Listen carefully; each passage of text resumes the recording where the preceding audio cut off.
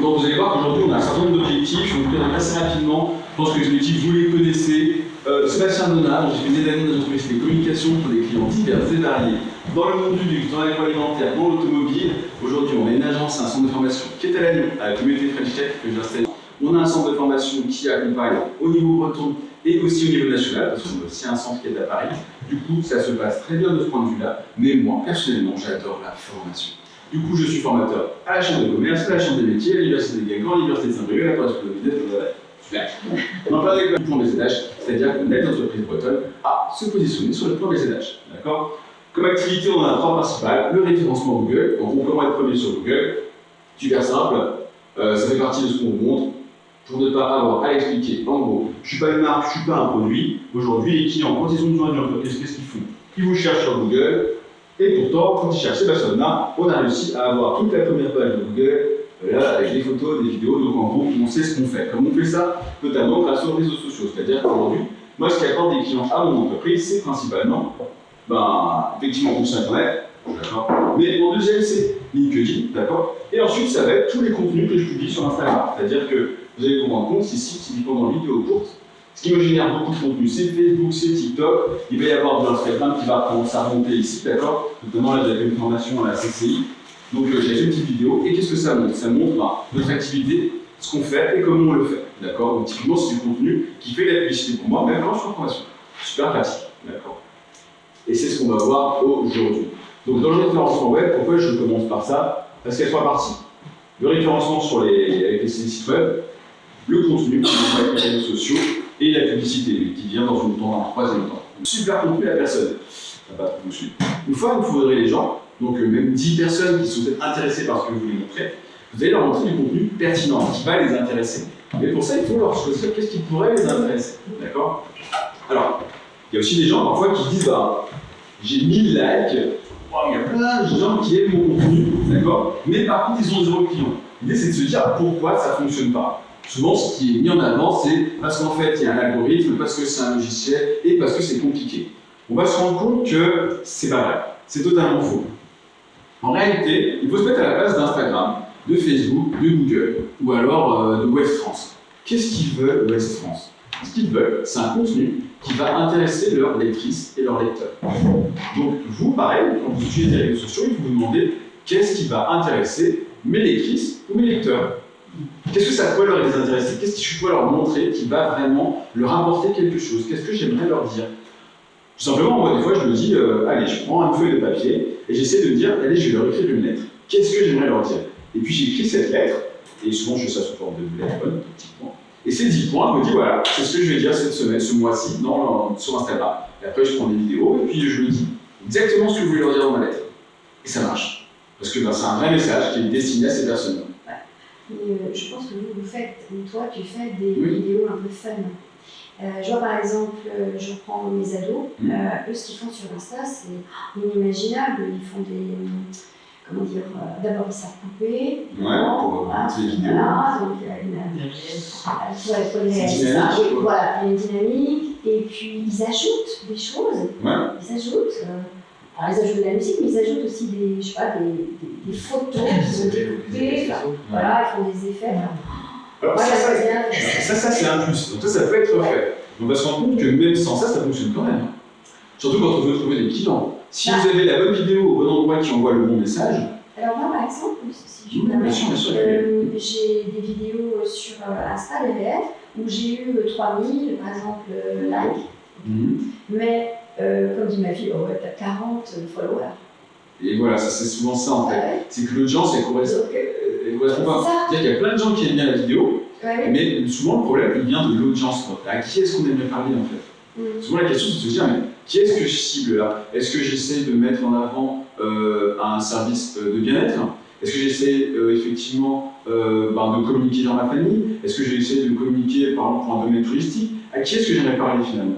Tant qu'on n'a pas ça en tête, on va se rendre compte que c'est pour ça que ça ne fonctionne pas. Typiquement, moi, la vidéo là où on me montre à côté d'un sapin, on va avoir l'impression que c'est très divertissant, que c'est pour la terre entière. Pas du tout. Vous vous rendez compte que quand on voit les statistiques, c'est très précis sur des gens qui sont dans la communication, des gens qui sont chargés effectivement des relations presse, des gens qui sont dans la communication, des dirigeants d'entreprise, qui sont les clients. Parce que dans le texte, c'est pas du tout intéressant pour le reste du monde. C'est vraiment pas intéressant ce que je leur dis dans le texte. Au final, quand ils rentrent dans le projet, donc ils voient l'image, ils trouvent ça intéressant, quand ils commencent à lire, et ben effectivement. Souffrance émotionnelle. Souffrance émotionnelle, d'accord. Ouais. Souffrance émotionnelle. Après, il faudra voir aussi le nom des mots. Donc en souffrance émotionnelle, à se sentir mieux au quotidien grâce à l'outil exceptionnel. Ok, aujourd'hui. CPA, c'est communication profonde accompagnée, donc ça fait beaucoup de lettres. Ouais, alors là, il y a 2 points. Ouais, CPA aussi, c'est le deuxième point. Mais le premier point, déjà, c'est adulte en souffrance, c'est-à-dire, grâce à la méthode de CPA, aujourd'hui, vous avez des gens qui ont quoi comme problème principalement? Et ben, justement, plus de l'émotionnel, libérer des peurs, d'angoisse. Donc on va mettre souffrance émotionnelle, parce que ce sera si on fait les temps spontanés tout de suite, d'accord? On parle plus de tout le reste, parce qu'il y a peut-être le reste, mais on va se concentrer là-dessus. Et après, la méthode CPA, ça veut dire quoi? Communication profonde, c'est en 3 mots. Ah ouais, d'accord. En fait, j'ai 7 ans. J'ai 7 ans. C'est en 3 mots, communication profonde. Oui, je sais. Imaginons que j'ai 7 ans. Oui. C'est quoi la communication? C'est quoi? Eh ben, c'est aider par l'écriture à discuter avec l'intérieur, ce qui se passe à l'intérieur de toi et que tu ne sais pas dire. Donc ta main va t'aider à dire ce qui se passe en toi et que tu n'arrives pas à... Vous voyez, c'est intéressant. C'est pas de l'art thérapie, c'est accompagner l'écriture. Enfin, accompagner la libération émotionnelle et l'expression de l'inconscient par l'écriture. Ok, donc en fait ça va être j'aide les adultes en souffrance émotionnelle à se libérer grâce à l'écriture. Ah, c'est plus clair. Ouais, mais... Alors je sais que c'est pas CPA, d'accord, voilà, mais en fait le CPA du coup les souffrances intérieures, quoi. Voilà, bah il faut vous une phrase comme ça. Ouais, extérioriser les souffrances intérieures.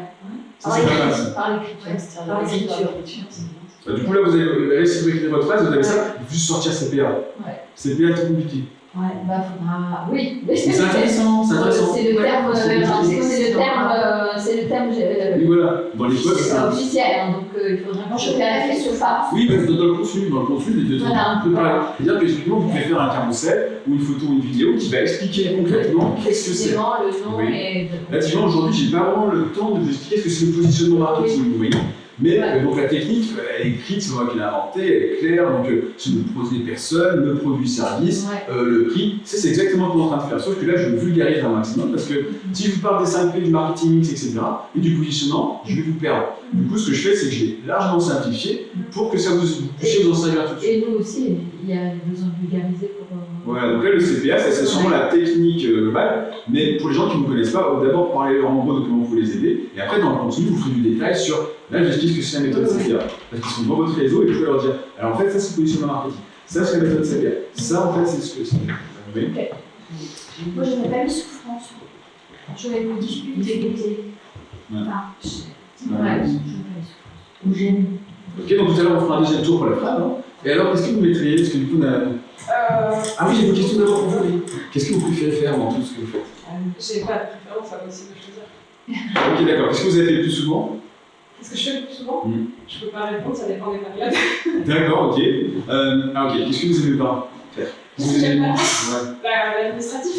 L'administratif. Et en termes de communication, sur la partie communication, qu'est-ce que vous aimez moins faire?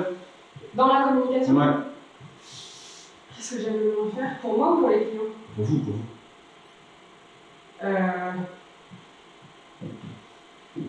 Je sais pas. D'accord, donc c'est vraiment tout. Ok. C'est bien. Ouais, je peux prendre. Enfin, là, j'ai pris un exemple, juste une prestation pour faire quelque chose. Par exemple, tout ce qui est autour d'identité visuelle. Du coup, ça peut être quelque chose du style j'aide. Je peux avoir plusieurs publics, mais j'aide indépendantes, associations, porteuses de projets à créer ou modifier leur identité visuelle grâce à. Ok. Je sais pas. La méthode Madavette numérique. Ok. Ouais, parce que moi aussi, je m'étais écrit identité visuelle que vous avez dit 3 fois tout à l'heure, et finalement, par rapport à tout ce que vous semblez faire, c'est quand même ce côté identité visuelle qui vous plaît. C'est le fait qu'il y a du visuel dedans à un moment donné. Côté graphique, un nom. C'est pas non, c'est en fait, je cite, ma répétition, elle n'est pas du tout significative de ce que je préfère, elle est plutôt que j'ai en tête 2-3 trucs pour donner des exemples de ce que je fais. Il faudrait que je le donne en fire pour vous montrer, par exemple. Oui, bah oui. Mais en vrai, j'apprécie faire pas mal de choses. Mais si je prends par exemple une prestation, voilà, ça peut donner quelque chose comme ça. Je fais du visuel, j'adore le visuel et j'ai du. Ouais, parce que vous êtes sur les affiches, sur les flyers, sur le CN, vous avez genre le visuel aussi, que vous avez tout commencé par l'illustration. Moi, je me suis dit, j'essaie de trouver, je sais pas si c'est la même chose, j'essaie de piocher ce qui va vous différencier. De quoi vous parlez, vous, un peu. Je dirais que c'est là où c'est facile pour moi. Ouais. Mais j'aime aussi, par exemple, créer du contenu textuel, ça me plaît. Oui. Voilà, je sais pas.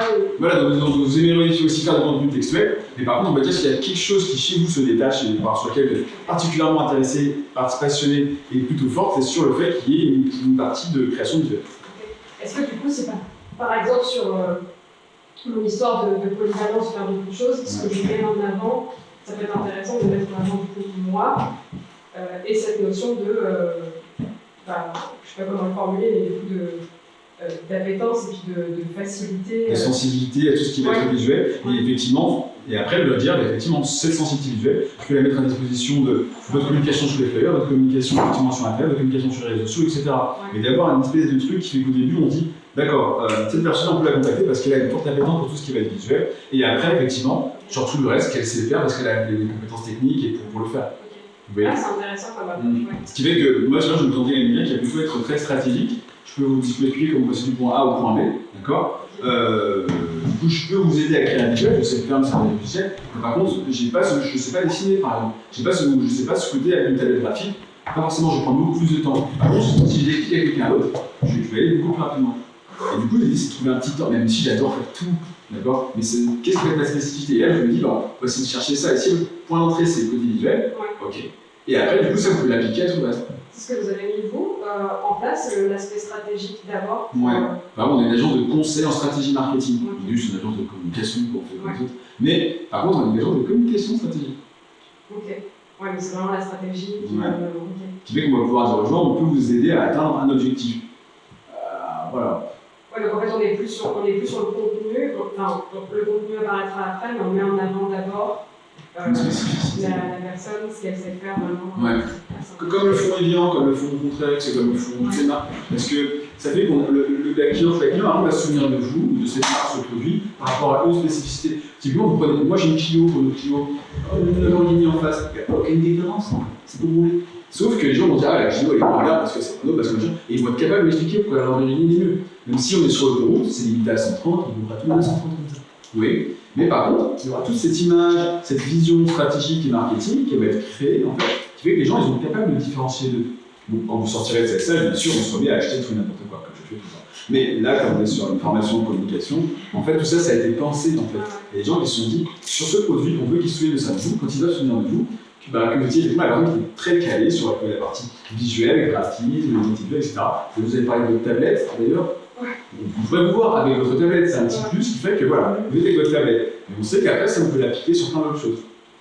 Et ça, je pense que c'est un peu ce que j'ai fait sans le verbaliser. Mon compte Insta, par exemple, c'est très visuel. Enfin, j'aime ça, donc je profite de ça. Donc, c'est des photos qui reflètent ce que je fais, les univers très colorés. Enfin, c'est très stratégique comme ça, mais ça n'a pas été construit. Ça n'a pas été. Voilà, mais c'est quand même ce que vous avez fait. Ok, très bien. Mais ça, on est bon sur. Ok, qu'est-ce que vous voulez parler avec votre compte Instagram? C'est-à-dire que moi, je ne suis pas à la recherche de cibles spéciales. Alors, à vos clés, c'est partage, famille, photos, enfin voilà, c'est juste du relationnel. Et comme c'est pas du tout à titre professionnel, je ne suis pas du tout à la recherche de cibles. Au final, vous avez quand même dit deux. Vous avez vous ciblez votre famille et vos amis. Voilà. C'est-à-dire que l'idée serait que si vous avez un compte Instagram, vous commenciez par ajouter les personnes de votre famille et vos amis, et là vous aurez votre audience. Et vous serez sûr que quand vous partagez quelque chose, et ben ça correspond aux bonnes personnes. Et ça ne va pas être, vous allez voir, vous allez avoir votre compte en privé. Donc ce que vous publiez, personne d'autre ne le voit. À part vos amis. Et c'est aussi dans l'autre sens, c'est-à-dire d'être informé aussi de ce que font autour, voilà, les gens donc qui qui font partie de notre followers. Exactement, c'est vos followers. En fait, c'est votre communauté. Franchement, c'est comme si c'était votre ancien carnet d'adresse, quoi. Avant, on avait des carnets d'adresse de gens qu'on n'appelait pas. Et vous laissez sur tous les numéros. Aujourd'hui, c'est comme si que votre carnet d'adresse est toujours connecté à vous. Et vous pouvez toujours voir ce que vous faites. Du coup, moi, personnellement, j'ai un compte Sébastien Donat où je poste, mais je fais la randonnée et tout, mais qui n'a rien à voir avec le sport, parce que ça t'appelle, parce que ça fait ta famille, les cousins, les cousines, tout ça, les parents, tout ça. Mais c'est pas la même cible. Voilà, tout à fait pas. C'est ce à quoi nous faire. Et vous pouvez mettre votre compte en privé et ça fonctionnera très bien. Ok. Jusqu'à chez moi, 1, 2, 3 semaines, j'organise. Ok, donc vous aidez les germanophones à apprendre le français Ouais. grâce à un séjour personnalisé. Ouais, linguistique, ça c'est important. Ouais, mais comme vous leur apprenez à parler français. Oui, voilà, c'est Donc, toujours c'est linguistique. C'est linguistique. Ouais. Et personne n'utilise pas la linguistique complexe, pas très. Mais Ah du coup, non, ça, juste un séjour de langue. donc j'aide les germanophones à apprendre le français dans un séjour personnalisé et peut-être en Bretagne. Oui, en Bretagne. Vous êtes intéressé. Oui. Ok, et vous avez votre trace. Donc séjour, donc j'ai pas mis linguistique ni récréatif. Non, le récréatif, franchement, c'est trop large et puis on sait pas ce que c'est. Bah, récréatif, ouais, Ouais, non, parce que le récréatif, ça dépend des jours. Parce que moi, par exemple, ça se trouve, j'ai bien faire la menuiserie, ça se Non, trouve. récréatif, alors. Mais c'est trop large, il y a trop de Non, mais c'est possibilités. parce que, en fait, ce sont des ateliers. Mais vous ne pouvez pas l'expliquer sur Instagram. Ouais. Rappelle-toi, vous ne croyez pas très créatif, trop large. Donc, séjour, est-ce que je pense séjour Linguistique. Linguistique, c'est vrai. Et si par contre vous retirez linguistique parce que c'est aussi compliqué pour les gens que ça se passe ce que ça veut dire et qui comprendront très bien, j'apprends à parler le français, c'est parfait ça, j'apprends à parler le français. En gros, on a pas le français, quoi. Ça c'est très bien. Alors, séjour linguistique, on peut se poser des questions sur. Je pense que je pense pas. L'emplacement qui touche. Impossible d'envoyer forcément, mais on peut.